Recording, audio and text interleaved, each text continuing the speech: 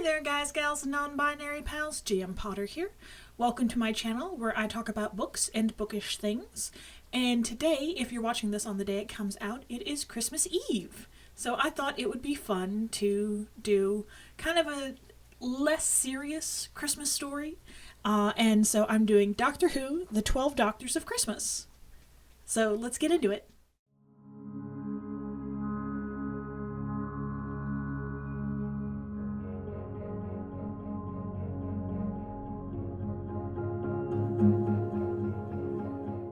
Okay, so I checked this book out from my local library via the Libby app, and this one came out in 2016. On the Libby app, it's about 6 hours. Each of the 12 stories is about 30 minutes long, give or take. It's the first 12 doctors minus the War Doctor, so 1 through Capaldi in order, and they each get a story that takes place on Christmas. So I thought it would be fun to go story by story and just say what I think about them with their rating, and then I'll give a rating for the book as a whole, for Should You Read This Christmas Edition. So the first story is All I Want for Christmas by Jacqueline Rayner. It takes place in Christmas 1963 for a family traveling with the doctor, and they can't get home, and so they're taken in by a family in a nearby town, and they're having a Christmas with this couple that took them in, and everything is just slightly off. Nothing is like quite right. Everything is just a little bit off. And it ends with "It's the thought that counts." And it's like, ooh, chilling. 3 stars. Could be better. Could be worse. Just kind of a fun start you off. The second one is A Comedy of Terrors, by Colin Brake. This one is political intrigue, stage plays, several red herrings. It was a 2-star for me. It felt like a filler episode in it. Like, we're doing the second Doctor. Does anybody like the second Doctor? Does anybody know who the second Doctor is? Don't worry about it. Just throw some stuff at it and move along, is kind of how it felt. Then we have The Christmas Inversion, which a voice comes in, and it's a transmission asking for help. And they wonder, is it the doctor? Is it the master? What is it? And we've got we are in our universe, our timeline, with Rose and Mickey and Jackie Tyler meeting the third Doctor, which is kind of interesting. And Jackie Tyler, of course, goes off and like, "You've replaced Rose and blah blah blah, my Rose," like all of this, and they're ready to jump in and help, but the other Doctor's got it. He's got the Christmas invasion handled. This is the Christmas inversion, so we're following that one. This one was also by Jacqueline Rayner. This one is a solid 4 stars. It's a good solid romp. It's not great, it's not high literature, but it's just fun. And then one of my 2 favorite stories. Well, yeah, 2 favorite stories in this. Well, there were 3 favorite stories. 2 really high up there, and one that was also really good, but not quite as good as the other 2. This is 3 Wise Men. It's Christmas Eve 1968. We're on the Apollo 8, which is the first manned orbit of the moon. Right? We're on the Apollo 8. And it's Christmas Eve, and they're about to pass through orbit and lose the connection with NASA and then regain it. We're in that gap where they lost connection. And they find a mysterious parcel on the ship. And they're like, everything's been accounted for. Maybe NASA sent us a Christmas present or something? What is this? And then one of them spots someone outside the craft. And he docks and opens the craft door, which there's no airlocks on the Apollo 8. Like, they weren't meant to leave the capsule. Or at least not by that exit. And it's the 4th Doctor, who's my favorite Doctor. He is, in my humble, honest, correct opinion, he is the best Doctor. And they exchange presents. They each have something miraculously in their pocket from UNIT in there. If you've seen Torchwood and all that, yeah. And they hand it off to the doctor, and he says, "Great, I'll put you back where you were." And they're like, "What?" And they're like, "We have to tell somebody that somebody else has space travel." And then everything shifts, and they're back where they were, with all of their memories intact, back where they were when the doctor arrived. And they're like, "Nope, we're just not going to tell anyone, because that will kill our careers as astronauts. No one will take us seriously. They'll think we had a psychotic episode." No. And it's delightful, it's funny, it's charming, it's witty, it's all the things that I want in a Doctor Who Christmas special in 30 minutes. Then we have the fifth one, which is Sontar's Little Helpers.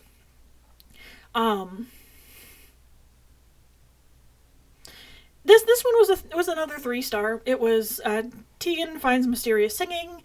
It's a Christmas carol. Mayday from the ice planet. Sontarans try to take over. Blah blah. It was a Sontaran episode. I don't enjoy the Sontaran episodes.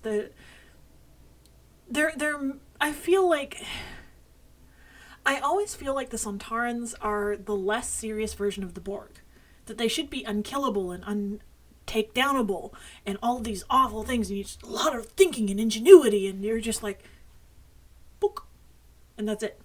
Like, it doesn't take a lot to outsmart them. It doesn't take a lot of anything. They're just kind of there. And it was another filler, which Fifth Doctor, filler Doctor, kind of. Then we have the sixth one, which is my second favorite story of this collection. And it is Fairy Tale of New New York. Which, if you know New New York, if you know that one from 10th Doctor, it is absolutely wonderful. It is where we meet Face of Bo. It's the Cat Doctor planet. It's absolutely amazing. I love that episode. We're going back to New New York. This one is by Gary Russell. And so the cats are the dominant species, but we're on like a hospital ship leaving New New York, and there's all of these armed guards and what's going on, and the children think they're being eaten, and the children are terrified, and they think the doctor is Santa. And is it a plot? Is it peril? Is it sinister? No, it's just cute and warm and fuzzy, and I love this one, and I want to tell you everything that happens in this one. But I can't, because I want you to read it, because I want someone else to experience this, because that one was just amazing and wonderful and beautiful. And then we have The Grotto by Mike Tucker, which is... I couldn't get into this one. Like, I just couldn't. It's... Deadly Hunter has been unleashed in a forest of artificial trees in a department store, and so we need to go get perfume to cloak ourselves and destroy his olfactory. It's very Monster of the Week, in the worst way that Doctor Who is Monster of the Week. It just wasn't a good one for me. Then we have another 5-star. This is Ghosts of Christmas Past by Scott Hancock, and this one is, it's Christmas Eve in the time war, and a lonely nostalgic doctor floats above a lonely planet Earth in the infinite seconds right before Christmas Day. And he says no to a reimagining of A Christmas Carol, which I appreciated, because that would have been too easy. But he gets Susan's message. And it's like a little hot water bottle right on your heart. That the doctor's like, I needed that. It's the time war. Maybe the time war doesn't have to be the end. And that's just beautiful. And then we had 9, so we're getting into the modern Doctors. And this is The Red Bicycle by Gary Russell. Jackie and a 12-year-old Rose are on the outs because they had a fight. And the doctor, the 9th Doctor, decides to break in to their apartment while they're away and leave a present for Rose to patch things up. But the present gets stolen by a junkyard alien, and so he has to fight the junkyard alien. And it was cute. It was really cute. It's a 4-star. It's not high literature, but it's really good. And then we have 10, which is the 10th one, which is Loose Wire by Richard Dungsworth. And this one is very much a 10th Doctor episode. It's thrilling, it's engaging, it's little girl gets a brand new smartphone for Christmas, but oh no, she gets a message from Justin Bieber, but it's an evil alien technology that's been imprisoned that he had on a Betamax tape, but it got out, and it jumps over Wi-Fi and Bluetooth from thing to thing, that it jumps from her smartphone to her brother's stereo, to her dad's phone, to the TV, to the car, sat nav, and they finally catch it on a cassette player with a cassette deck with the little cigarette plug adapter, and it's really cute. And it ends with him saying that his favorite Christmas movie is It's a Wonderful Life, because it is a wonderful life. So that one is 5 stars. Then we have The 11th Doctors, which is The Gift, which is Maisie is waiting up for Santa when the TARDIS appears, and she doesn't notice it, and then there's carol singers coming down the street, and her mom and she and her mom listen to the carol singers, like, oh yes, very nice, thank you. And then there's this one guy that looks weird with a long coat and hat with a little bobble on the end, and it's like, that's singing for He's a Jolly Good Fellow, and they're like, okay, cool, good job. And he's like, great, I need your help. And the mom's like, oh, I don't have that much change. She says, oh, I'm sorry. And he gives her a wad of change and talks his way into the house. And there's an alien in there. Not a dangerous alien, just an alien. And he sends it through a wormhole. And as he's getting ready to leave, the little girl's like, hey, wait. That alien, he stole our presents. And so she and the doctor go through the wormhole, and they go back and they get the presents. And as they're leaving with the presents, she gives her present to the alien, and the alien's like, oh, thank you, I've never gotten a present, because they're very solitary, like they live in communities, but they very much keep to themselves, this alien race. And she changes the course of lingality. They're called lingos. She changes the course of lingality, such that they're caring and compassionate now. With her one simple gesture. And it's just cute. It's 4 stars. It's schmaltzy, but it's Christmas. And then the last one, which is the 12th Doctor, is The Persistence of Memory. And this one is CJ is a collector of mysteries. He's a kid, and he's collecting mysteries in 1979.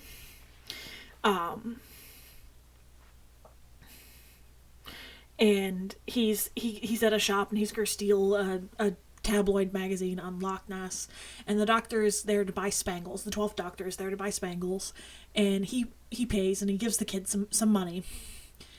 And the coin he gives the kid is 8 years in the future dated. And the kid's like, wait a minute, this is a mystery, I can tell. And so he goes, and the doctor's like, all right, you got me, what do you want to do? And it's like, okay, I want to see Loch Ness. So he takes him to Loch Ness in August, in the early evening. It was the middle of the day on Christmas Eve, or Christmas Day.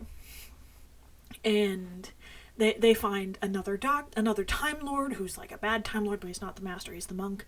And he temporarily wipes the monk's memory and sends him on his way, and he crashes the ship with all of these, like, time events on it into the sun. And the kid's like, oh, I've got to write this down because the doctor's gonna wipe my memory. So he feverishly writes everything down about the doctor and about the TARDIS and like all this stuff. And the doctor just kind of pokes him on the forehead and like scrambles his memory. And who is CJ? But Clive J. Smith. If you know the Modern Doctor, you know that is the one who creates the website that Rose Tyler finds and learns about the Doctor from. So it's kind of a full circle kind of a thing. That one was 4 stars. And it ends with the thought that time is the thief of memory. So those are the stories, which, rounding up, because I ended up with the decimal point because it's divisible by 12, this is a 4-star book. Honestly, very good, very heartwarming, very Christmassy, very in your feelings kind of a book. Have you read any of the Doctor Who books? This is my first Doctor Who book that I've read.